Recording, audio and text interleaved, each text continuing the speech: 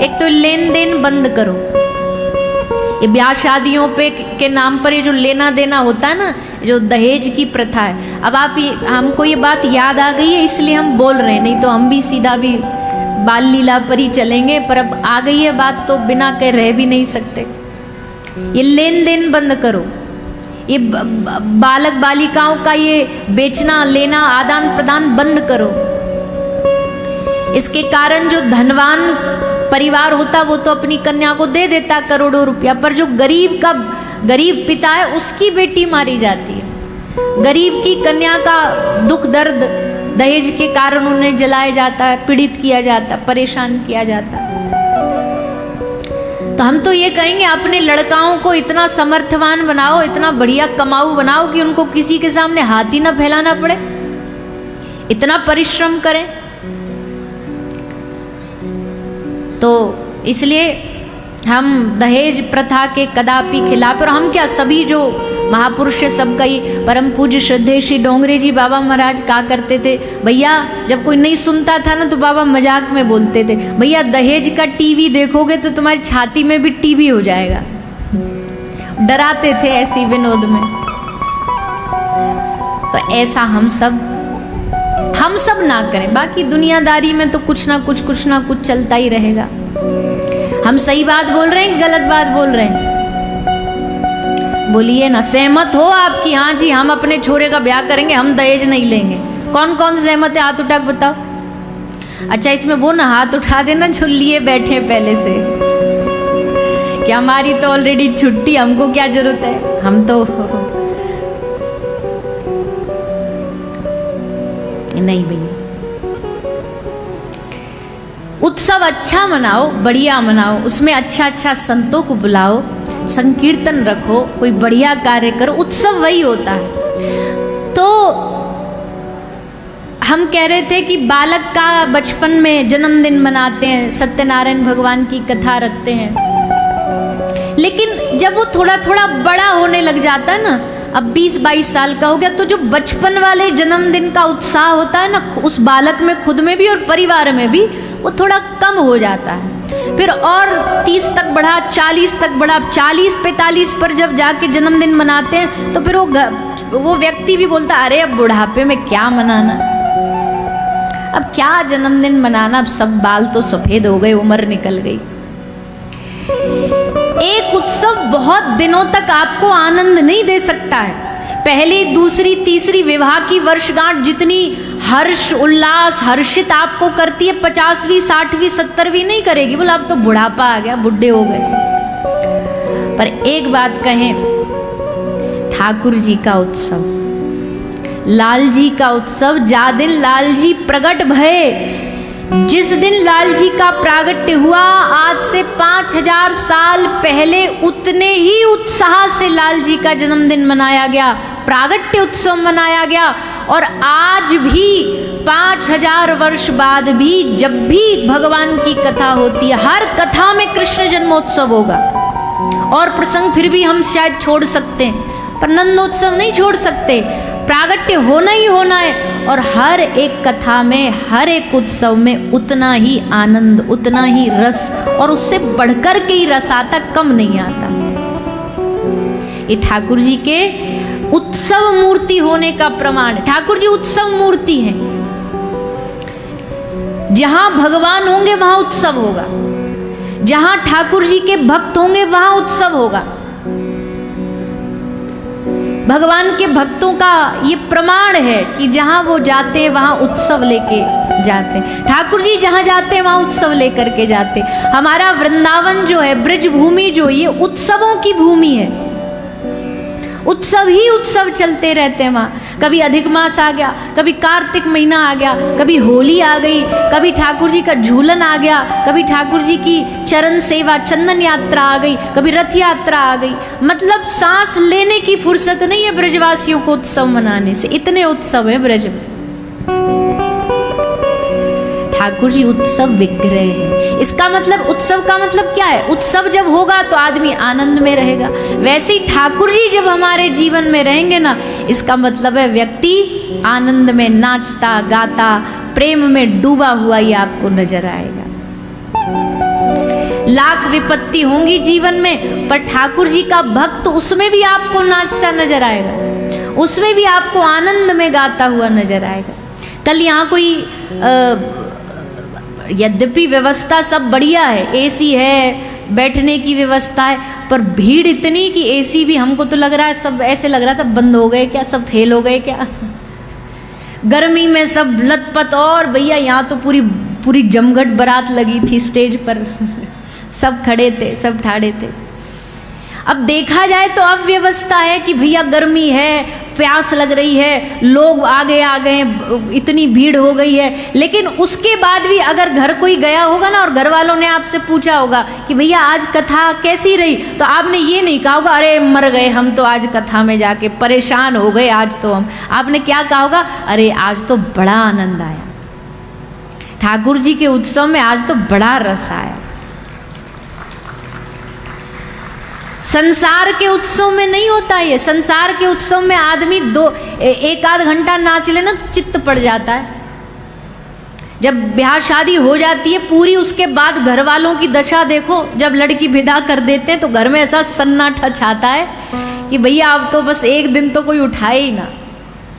पर ठाकुर जी का उत्सव, ठाकुर जी के उत्सव में पूर्व में भी आनंद है, ठाकुर जी के उत्सव में वर्तमान में भी आनंद है। और भैया जब कभी बैठ कर के कथा विश्राम के बाद भी आप याद करोगे ना इस कथा को, इस उत्सव को, तब भी भविष्य में जाकर के भी ये उत्सव आपको आनंद देगा।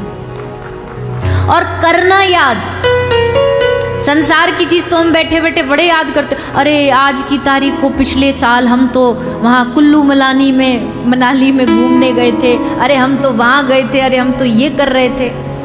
ऐसे ही बैठ करके याद करना। आज क्या है, आज रविवार, अरे पिछले रविवार को तो हम, आज क्या है, बोला आज 14 तारीख, अरे 14 तारीख को तो हम, दिन तिथि महीना साल सबसे याद करना। जैसे गोपी करती है ना, गोपी यशोदा मैया के पास आती है, बोले मैया बधाई हो, तेरे लाला के जन्मदिन की बधाई हो। मैया कह रही 7 दिन पहले तो लाला हो, अभी ते जन्मदिन कहाँ ते आ गए हो।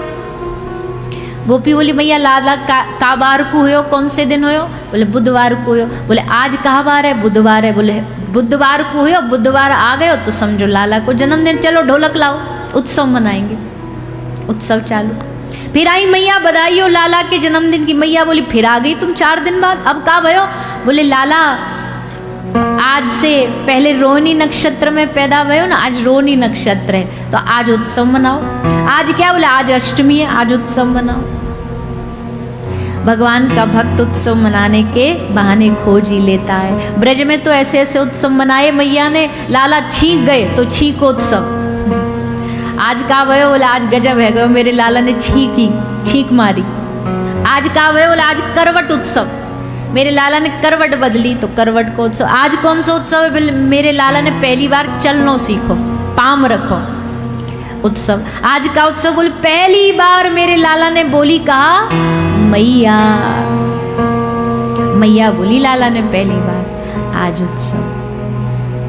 भैया ब्रज का प्रेम तो अद्भुत है, अद्भुत है। बावरे हैं ब्रज के लोग। एक दिन एक ग्वाला आयो, वाने लाला गोदी में लेके ऐसे ऐसे झुला रहे हो, अरे उले मेरो लाला, अरे मेरो लाला करके ऐसे उंगलियां यहाँ अपनी हाथ की जो उंगली वो होठों पर रखी तो लाला ने तुरंत ऐसे करके काट दियो। तो जैसे काटो तो हल्को सो निशान बन गयो। अब जैसे निशान बनो तो वो ग्वाला पूरे ब्रजवासी इनको वही निशान दिखातो डोलो, बोले देखो लाला ने काटो है, देखो लाला ने मोकू काटो है। सबको जा जा के दिखा रो, सबको जा जा के प्रणाम करवा रो, सब देख दे, आहा अच्छा लाला ने काटो, वाह वाह। दूसरों बोलो आज तो भी कटवा के लाऊं, चल वाह को हाथ पकड़ के आ गए। लाला कह रहे लाला या को भी हाथ काट दे। दूसरों तीसरे बुला लाओ, लंबी लाइन लग गई नंद महल। बोले क्यों खड़े हो तुम सबरे, बोले अपने हाथ को लाला पे कटवाने खड़े। ऐसे बावरे हैं ब्रजवासी, ऐसे प्रेम में डूबे हैं ब्रजवासी। ठाकुर जी ऐसे ही नहीं कहते, ब्रजवासी वल्लभ सदा मेरे जीवन प्राण। ठाकुर जी ने प्राण इसलिए माना क्योंकि ब्रजवासियों ने कृष्ण को अपना प्राण माना, अपना सर्वस्व माना। भैया हमने कल भी कहा था, कृष्ण केवल इस पंडाल में, इस प्रांगण में प्रकट ना हो, बल्कि लाल जी का अवतार हमारे हृदय में भी होना चाहिए, लाल जी का प्रागट्य हमारे चित्त में भी होना चाहिए। 10वें स्कंद की कथा भगवान श्री कृष्ण की स्वरूप, स्वभाव, गुण सबका वर्णन करती है। भगवान से प्रेम करने के लिए भगवान के गुणों को जानना जरूरी है। मान लीजिए एक डॉक्टर के पास आप इलाज कराने जाएं, तो आप ज्यादा से ज्यादा उसकी डिग्री देखते हैं कि भाई डिग्री क्या है, ये कार्डियोलॉजिस्ट है, ये डर्मेटोलॉजिस्ट है, कौन सी बीमारी का डॉक्टर है, बस उसकी प्रॉपर्टी कितनी है उसके पास, उसका गुण क्या है, उसका स्वभाव क्या है, उसके आगे पीछे खानदान कितना बड़ा है, ये देखते हो क्या? बोलिए ना, नहीं देखते ना। पर उसी डॉक्टर के घर आपको अपनी बेटी बिहानी हो, रिश्ता जोड़ना हो, रिश्ता जोड़ना हो तो फिर आप देखोगे कि नहीं देखोगे? वैसे ही अगर ठाकुर जी से केवल इतना ही रिश्ता रखना है ना कि ये भगवान है, हम जीव हैं, तो आपको भगवान की कथा सुनने की आवश्यकता नहीं है, जरूरत नहीं है। पर अगर आपको उनसे रिश्ता बनाना है, अगर आपको उनसे संबंध बनाना है, रिश्ता मजबूत करना है, तो फिर उनका पूरा गुण धर्म जानना पड़ेगा। क्या उनको खाने में पसंद है, क्या उनको पहनना, अच्छा माखन मिश्री पसंद है, माखन का भोग लगाएंगे, पहनने में पीताम्बर पसंद है, हम पीताम्बर धारण कराएंगे। ये सब गुण जान कर के ही भगवान से प्रेम होगा, और जब उनसे प्रेम होगा तो संबंध प्रगाढ़ होगा, संबंध प्रगाढ़ होगा, रिश्ता ठाकुर जी से प्रगाढ़ होगा। ठाकुर जी से रिश्ता मजबूत करिए अपना। संबंध तो है, ऐसा नहीं कि नहीं है, पर कभी कभी कोई मेला में बिछड़ जाए बालक और मिले बरसों बाद, वैसी ही हमारी हालत है। रिश्ता तो है ठाकुर जी से, पर माया के इस मेले में बिछड़ गए हैं, भूल गए हैं।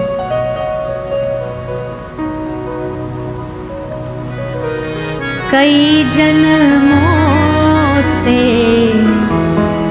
बुला रही कोई तो रिश्ता जरूर होगा। कई जन्मों से बुला रही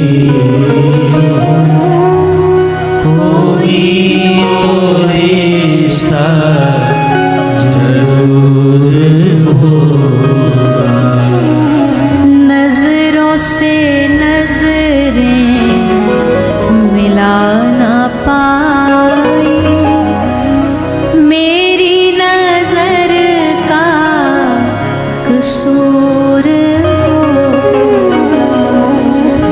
नजरों से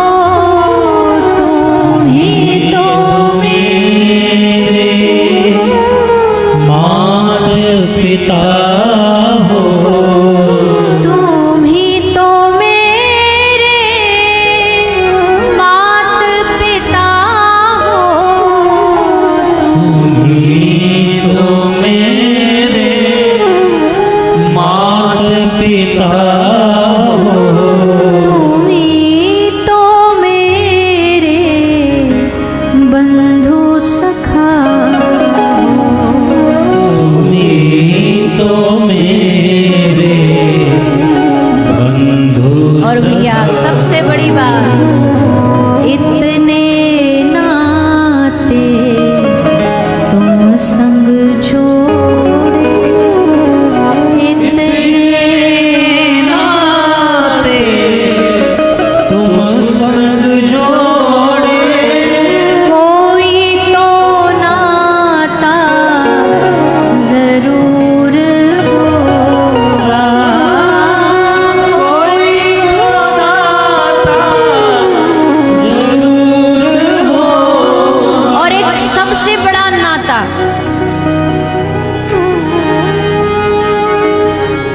इस शरीर का, इस चाम का, इस चाम की ताकत, इस शरीर रूपी चाम की वैल्यू भी तब तक है जब तक इस चाम में स्वयं घनश्याम बैठा।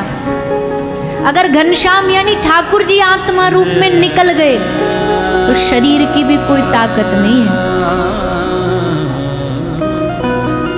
शरीर की भी ताकत नहीं है। शरीर को भी घर में ज्यादा देर तक आदमी रखता नहीं है। मृत्यु के बाद घर वाले डरने लगते ज्यादा देर ना रखो घर में। आप सोचो, जिससे घर की शोभा थी, जिस व्यक्ति से घर की शान थी, उसके जाने के बाद, मरने के बाद घर को गंगा जल से पवित्र किया जाता। इससे बड़ा आश्चर्य क्या हो सकता दुनिया में। शरीर के जाने के बाद घर को पवित्र किया जा रहा है। ये वही आदमी है, वही 2 हाथ 2 पांव वाला आदमी है जो कल जिंदा था, कल उसकी शान थी घर में। आज कह रहे हैं कि भैया पूजा करा लो, पाठ कराओ, ताकि किसी प्रकार का कोई अपवित्रता ना रह जाए। कितनी गजब की बात है। क्यों? क्योंकि शरीर की कीमत, इस शरीर का नाम, इस शरीर की पहचान तब तक है जब तक इस शरीर में वो बैठा आत्मा के रूप में। जब तक वो बैठा है तब तक जी हजूरी है, तब तक जय जयकार है शरीर की। उसके बाद सब खत्म, नाम खत्म, रुतबा खत्म, पहचान खत्म। शमशानों के घाटों पर जहां करोड़पति जलता है, वहीं एक भिखारी भी जलता है, वहीं जाकर के। तब तक है जब तक वो आत्मा परमात्मा। तुम ही तो मेरी आत्मा हो, तुम ही तो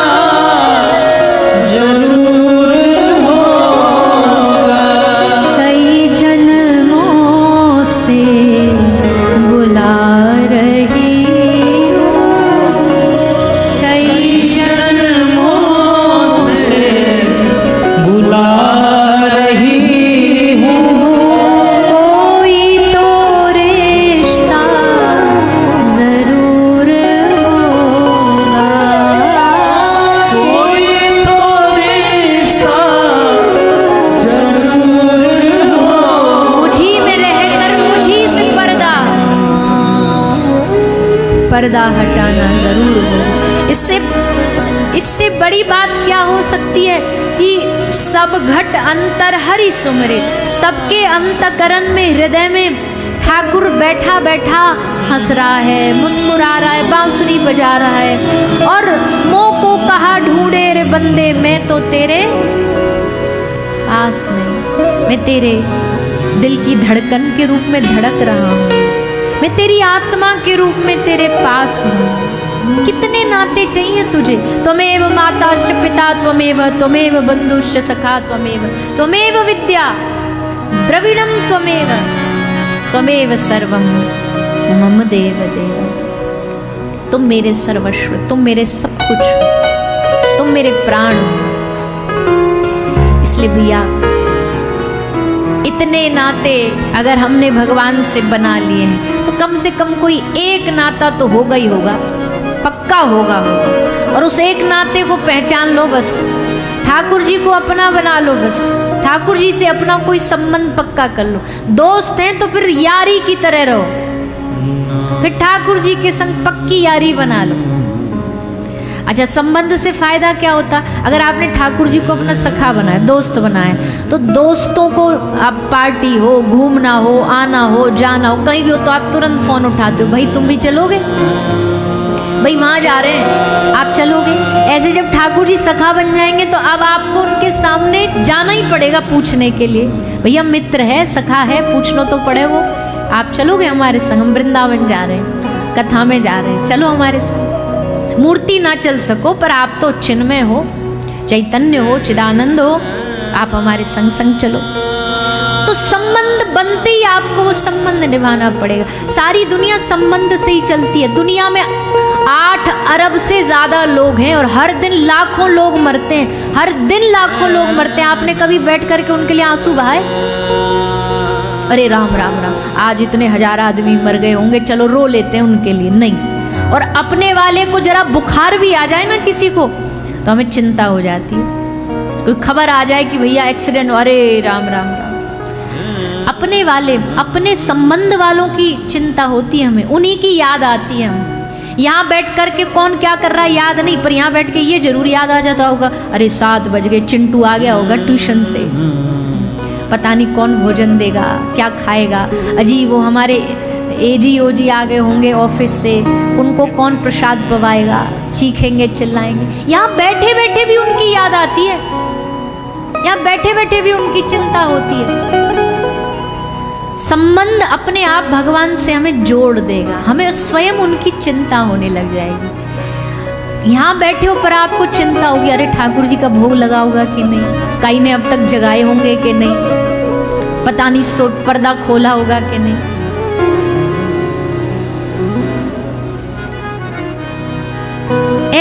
ऐसी भाव, ऐसी भक्ति काहे की? आपके घर में ठाकुर जी बैठे, आपको होश ही नहीं, आपको मतलब ही नहीं है क्या हो रहा, भोग लगा के नहीं लगा। कई लोग पिकनिक मनाने चले जाते, ठाकुर जी को बंद कमरा में छोड़ करके घूमने चले गए, ठाकुर जी बेचारे अकेले घर में मुंह लटकाए बैठे।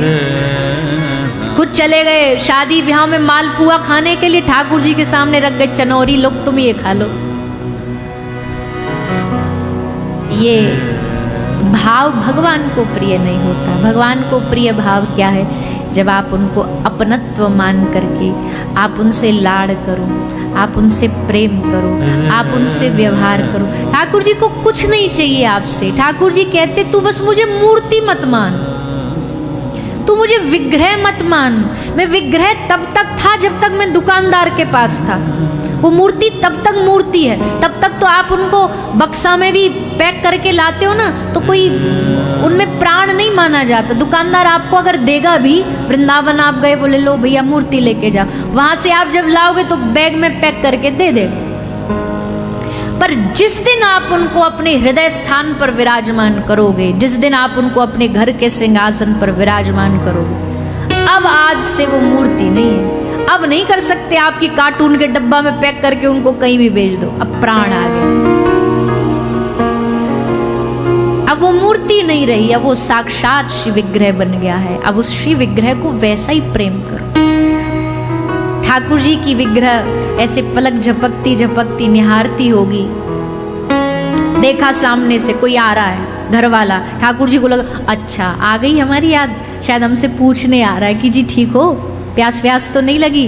पर पता चले वो तो उठा बैग अपने ऑफिस निकल गया। ठाकुर जी बोला अच्छा कोई बात नहीं, इसको नहीं तो कम से कम दूसरा वाला आएगा, उससे याद आएगी। दूसरा वहां से नहीं, ठाकुर जी बोले चलो ये एक तो मिला भक्त इस घर में। पता चला वो अपनी गाड़ी की चाबी लेकर कहीं और निकल गया। बेचारे ठाकुर जी टुकर टुकर देखते रहते पूरे दिन भर, सुबह से सांझ हो जाती है, कोई एक बार आ जाए हमसे कुछ पूछ ले कि ठीक हो, कुछ चाहिए, कोई आवश्यकता। भैया यही भाव है। नहीं तो फिर ऐसे तो वो सर्वसामर्थ्य है, उसको ना पानी की आवश्यकता है ना भोजन की आवश्यकता है। पर कौन कहता है भगवान खाते नहीं, बेर शबरी के जैसे कौन कहता है भगवान सोते नहीं, माँ यशोदा के जैसे सुलाते नहीं। कभी कभी अपने ठाकुर जी को लोरी सुनाया करो, उनको अपने सिंहासन पर बिठा के चरण दबाते दबाते लोरी सुनाते सुनाते सुलाओ। जगाना है तो बड़े भाव से कुछ गा के जगाओ। रोज नहीं भी कर सको पर कभी कभी तो ये भाव आए, कभी कभी तो आए कि आज भगवान को कुछ बढ़िया वाला पद सुना के गुड मॉर्निंग करेंगे।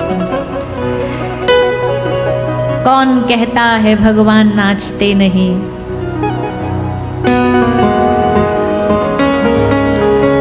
बोलिए बोलिए। गोपियों की तरह तुम नचाते हो, ऐसे बोल के ही बोल देते हैं। कौन कहता है भगवान रोते नहीं, अरे वो परम ब्रह्म होगा, उसको मोह माया कैसी। उद्धव कह रहा, अरे आप प्रभु परम ब्रह्म जिनके श्री ब्रह्मादि देव आमने सामने खड़े होकर के स्तुति वाचन करते हैं, और आप ब्रजवासियों की मोह में रो रहे हो। ठाकुर ने कहा, रे बाबरे उद्धव, ये मोह नहीं है, ये प्रेम की मेरी रीति है। जो मुझे जैसे भजता है मैं उसे वैसे भजता हूँ। ताम्स तथैव भजाम्य हम।